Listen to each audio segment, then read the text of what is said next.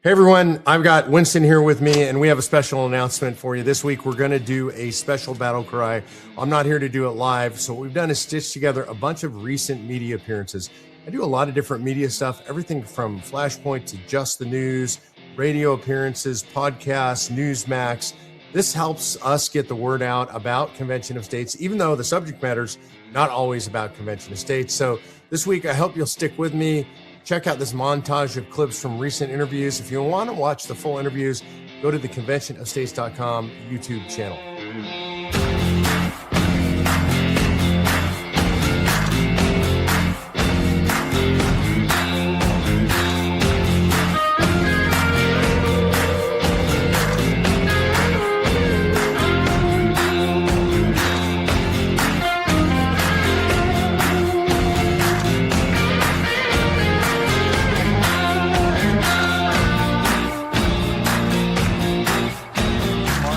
See the Tarrant County. I mean, that's a big move. Now, let me everybody understand. This is not for 4 years. This is just to get to the November of the election date where we have another shot at this. But what did that say to you, Mark?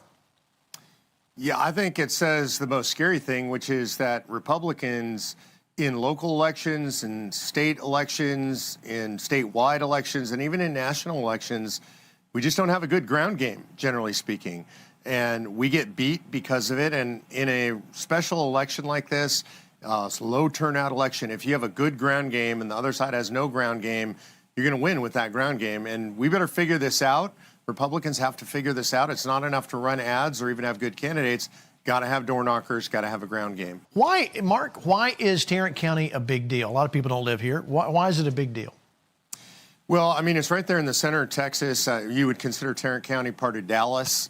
And so that is the heart of Texas. And when you can take a county that is as Republican as that has been and flip it, what that's going to do, even if it doesn't show what's going to happen in the future, what it's going to do is it's going to give the Democrats a lot of energy. They're going to believe that they can flip very red places all over the country, and that means they're going to spend the money and put the ground game together to do it. That means we're going to have to fight in a lot of places we wouldn't otherwise have to fight. Yeah, Mark, how do we fight this? I mean, I know we need, the obvious thing is we got to vote the right way and get out and vote, but what can we do to get these people out to vote? Well, I mean, number one, I think probably the vast majority of your viewers are voting no matter what. I don't even call them likely voters. They're just voters. The question is, what do we do individually to get out the vote? It's not about get out the vote operations so much. It's about do I make sure that my mom votes and that my friends vote and that my fellow churchgoers vote? And so one of the things we ask our activists to do is make a list of the top 10 people in your circle that will vote your way that you don't know if they actually vote, and you be responsible. You be the person who chases them down, who checks in with them, make sure they get out and vote early. If they don't get out and vote early, make sure they vote on voting day. It's up to each of us to go out to a circle of at least 10 and make sure they all vote. We will find your identities. We will find you. We will achieve justice. Okay, Mark. I don't think they like us. You don't think so, huh, Gene? Like, I worry about this kind of language because this genuinely is the kind of language that creates a civil war. That's right. They are expressing hatred. More importantly than the hatred they're expressing is the desire to do violence to people who disagree with them politically. And this is a breakdown of the social order in America that we literally have not seen at this kind of a scale since the Civil War. And what are we to do if they tell us they intend to hunt us down and do violence to us? Very, very dangerous rhetoric. Conservative believers don't know what they believe, number one, and they're easily swayed. This is why it's so important that we educate people. Yeah, I think we have a cultural problem in our country is that we've made the highest value in our country tolerance. That seems to be the number one value now, followed closely by empathy. And I want to be really clear about the framing period and the founding period of this country in which our Constitution was written. Those were not highly tolerant people, to be fair. And I don't mean that in any negative way. They were quite intolerant of anybody who didn't believe in freedom of religion, generally speaking, They didn't like people who didn't believe in freedom of religion. They didn't like people who wanted to overthrow their government system. They didn't like people who they frankly didn't like Muslims. There was a war fought against Muslims on the high seas against the Barbary pirates. And so that's our history, and we should be really clear about that. We're very tolerant to anybody who is tolerant, and we should be intolerant to those who are intolerant. It's so good, so good. But Hank said it. You know, he stood up. He didn't care who was. His kids were more important. Yeah, Patty and I raised our kids in the public schools in California, and this goes back quite a few years, but it was bad back then. We stood up many times. We had to stand up against individual teachers, against administrators, against curriculum. I would just say to Christian parents out there today, pull your kids out of those schools. You are sacrificing your children to Moloch if you leave them in those schools. You are leaving them to the mercy of demons and people who hate the Creator. It is a very dangerous place for your children. I hear parents say, you don't understand, it's hard. My question is, so are there things you wouldn't do for your kids? I know parents say, no, I would do anything for my kids. Right. Get them out of those schools. Some Americans sense that something isn't working the way it's designed to, but they're not always sure what can be done about it. Well, my first guest has spent years studying that very question and advocating for what he believes is the constitutional path forward. And I kind of agree with him. He's the founder of Convention of States and a familiar voice to Victory News audiences, Mark Meckler. Welcome, sir, to Unclassified. It's so great to be with you. What an honor. Thank you for having thank me. you. I'm so glad that you're one of our first guests. And talked about that. There were a lot of great moments that I'm sure that the RNC is going to be eager to turn into promos and ads this year. And none of them were more striking than this. Watch this. If you agree with this statement, then stand up and show your support. The first duty of the American government is to protect American citizens, not illegal aliens. Donald Trump is the king of the showman, and that was the key moment in the show. And, you mimic the gestures, him doing this to the Democrats. He knew exactly what he was doing. That was set up perfectly. He understood exactly what the cameras would show. If you've ever seen him off camera, he's a director. He knows how the lighting works. He knows where the cameras are. And he played that moment perfectly for the theater of it. And by the way, it is already a campaign ad. Yeah. Even CNN had to acknowledge it was a win for Trump.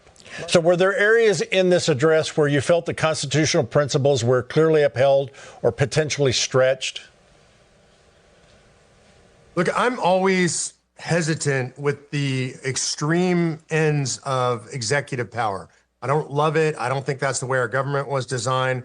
So when the president goes it on his own, while I like a lot of the policies he does that with, tariffs is one of those. I like the policies mostly. I don't like the fact that the president is going those on his own. Our system of self-governance is supposed to work. Mark, what are your thoughts? And then I'll ask you, Chad. Yeah, I think the number one misunderstanding is that things are supposed to happen in Washington, D.C. The way the framers set up our Constitution is that the federal government had 17 enumerated powers, and they said, that's it, no more, everything else to the people and to the states. And so what I always want people to think about is when the federal government is doing something, the first question is it something government should do at all? And then where in government should it be done? And usually it's better closer to the people. So your local town, your city, your county, your state. Last resort is the federal government, and people should think of the power pyramid that way. Tradition in local politics is engaging the Israeli-Palestinian conflict. Citizens in several communities will vote on whether to adopt a pledge against apartheid that's aimed at Israel. With anti-Semitism already on the rise, it could only deepen divisions. The campaign has spread nationwide and internationally, with broad support from faith communities, businesses, and student groups.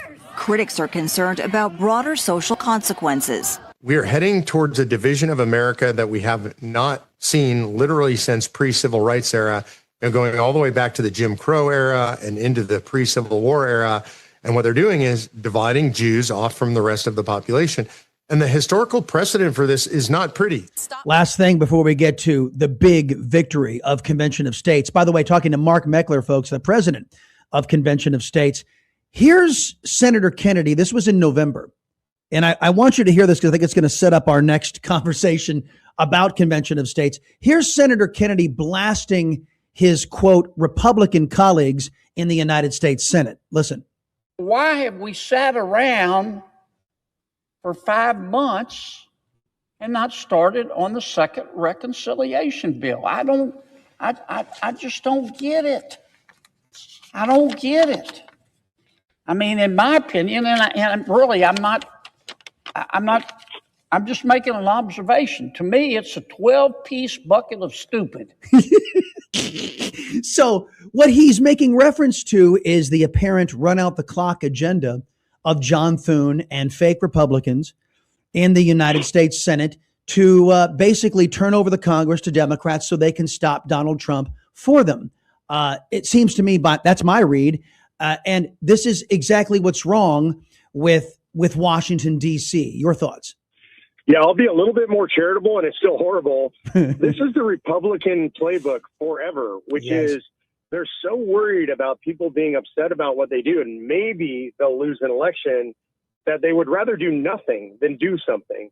And in the Democrats, to the contrary, what they do is when they have power, they exercise it fully to the most extreme extent of that power. And I'm pretty extreme about this. I think they should do away with the filibuster. I think they should ram through the entire Republican agenda, come what may. And whatever happens in the elections, I actually think that will help them win the elections.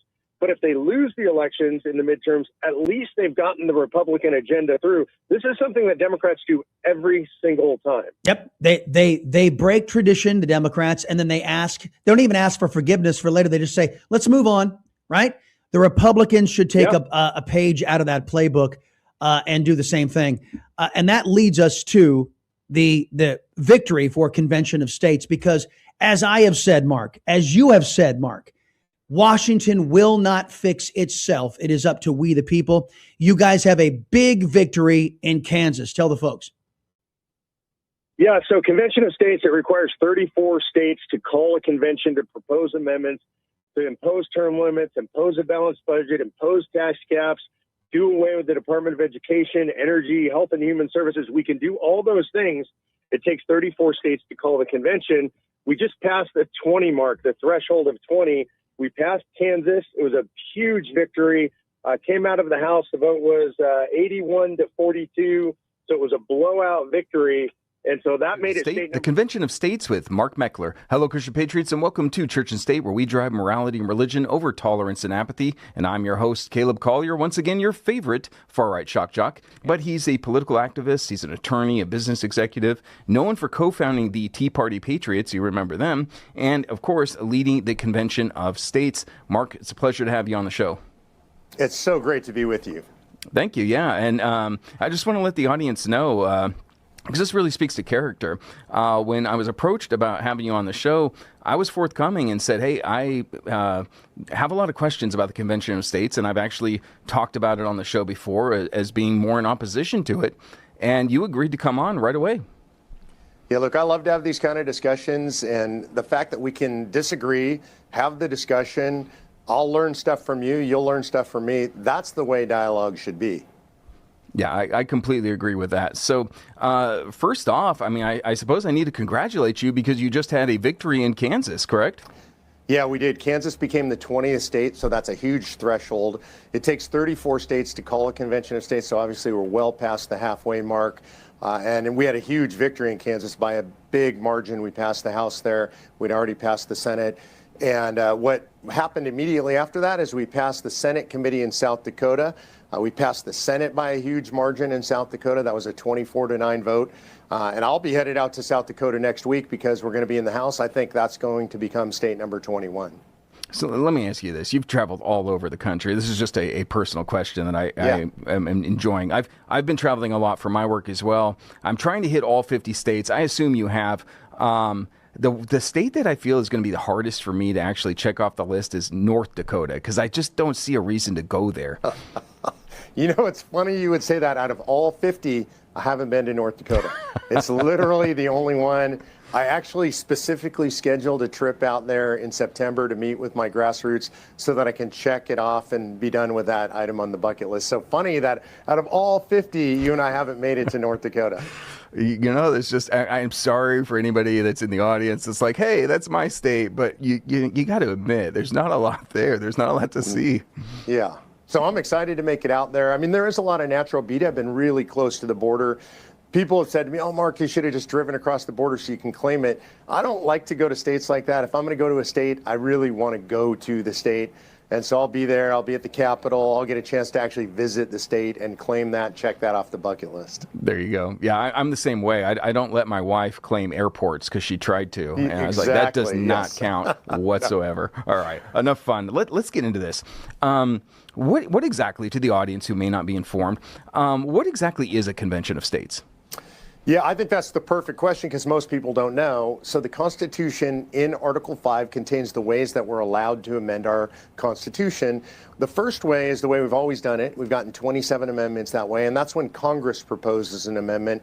It takes 2/3 of both houses to propose an amendment, and then it goes out to the states for ratification. It's just a suggestion, and it takes 38 states to ratify something, 3/4 of the states. And so that's how we've always done it. There's a second way, and that is when 2/3 of the states agree to call a convention for proposing amendments. The goal is to give the states a mechanism essentially to override the federal government. The way that got into the Constitution is really important and relevant. September 15th, 1787 was 2 days before the end of convention. Colonel George Mason stood up. He addressed the assembly. He's the guy that was one of the prime authors of the Virginia Plan, one of the most influential guys there. And he said, we have a terrible problem with the Constitution. What we've done is we've given the power to Congress to propose amendments, but not to the people acting through the states. And he asked the men assembled, are we really that naive that we believe that a federal government that becomes a tyranny will propose amendments to restrain its own tyranny? Now, I wish we had video because I'm pretty sure they would have slapped their foreheads and laughed. The reality is we don't have video, but we have Madison's notes, and Madison's notes reflect something really interesting. No debate. It says NINCOM, Latin abbreviation for no comment or no debate. And they unanimously put this right in the Constitution. They understood we would come to this point, no matter what, where the federal government got out of control, wasn't listening to the people, and we would have to intervene on behalf of the states. So the way the process works is each state that wants to do this has to agree to pass the same resolution. You have to get 34 matching resolutions. You do that by passing it in both houses of the state. And no governor's signature is necessary because it's not legislation, it's a resolution. So that's what we've done in 20 states so far.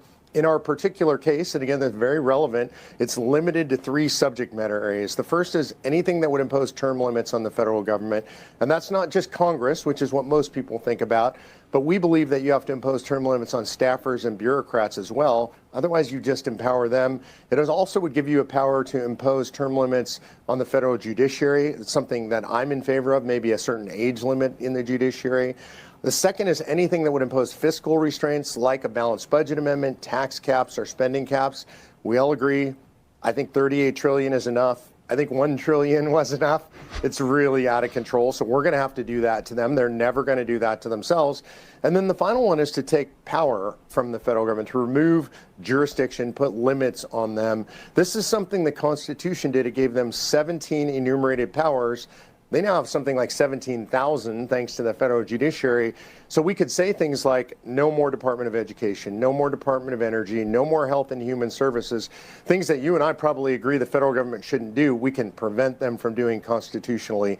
So that kind of gives you an overview of what we're doing and what the process is. I got to tell you, you start talking about banning the Department of Education and so many of these other alphabet agencies. The libertarian in me, I'm starting to drool a little bit. It sounds really, really good. And much like you, I have been watching very closely the new Secretary of Health and Human Services, RFK Jr., because he is actually attending to the things that the American public has been asking questions about for a long time. And our congressional representatives, both in the House and in the Senate, don't seem to care what's best for the American people.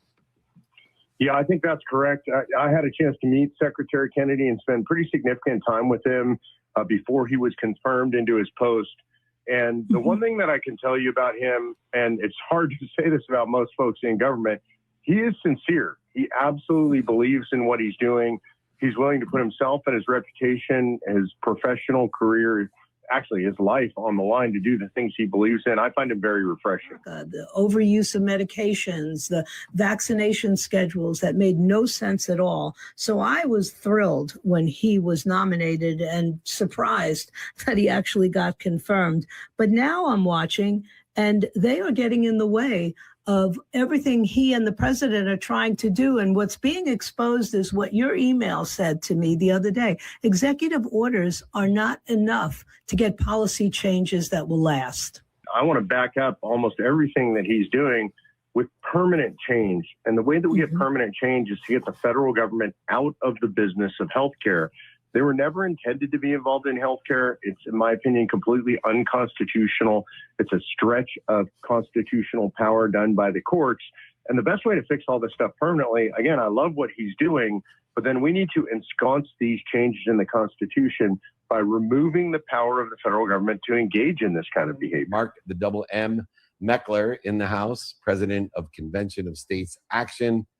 Mark, welcome. Thank you for your patience. I love your background to Office Hours. I was curious, you are leading a national movement to impose those fiscal restraints. I was hoping you could enlighten me personally and hopefully our community on some of the more simple fiscal constraints that we should be implementing.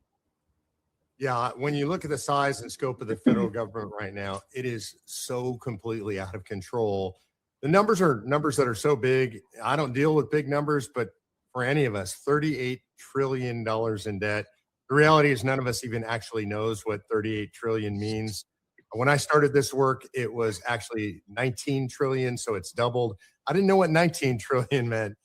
What I can tell you that it means that's really dangerous for our country right now is no country has ever survived a situation where the interest on the national debt has exceeded the budget of the Defense Department. And we are just about to surpass that amount. So got to do something about it. There are actually pretty simple things we can do about it. One is that we can impose a balanced budget amendment. All of us know you can't spend more money than you bring in forever. You can go into debt. You can use your credit cards. You can take out a loan, maybe a second mortgage on your house, but eventually the piper has to be paid. And the same is true with the federal government. They have more ability to extend themselves because they can print money, but eventually that whole house of cards is going to come crashing down. So one of the things you can do is impose a balanced budget amendment that says can't spend more than you can bring in. That would flatline the spending for a while and potentially allow us to catch up by using growth to catch up. The double M, Mark Meckler, he's helping all of us brighten our future with pragmatic, prudent business decision, impose fiscal restraints on our federal government. And Mark is leading the national movement. If you want to follow and support, go to conventionofstates.com. Mark will be happy to have you join him in his grassroots activism to help change the world, let alone our country.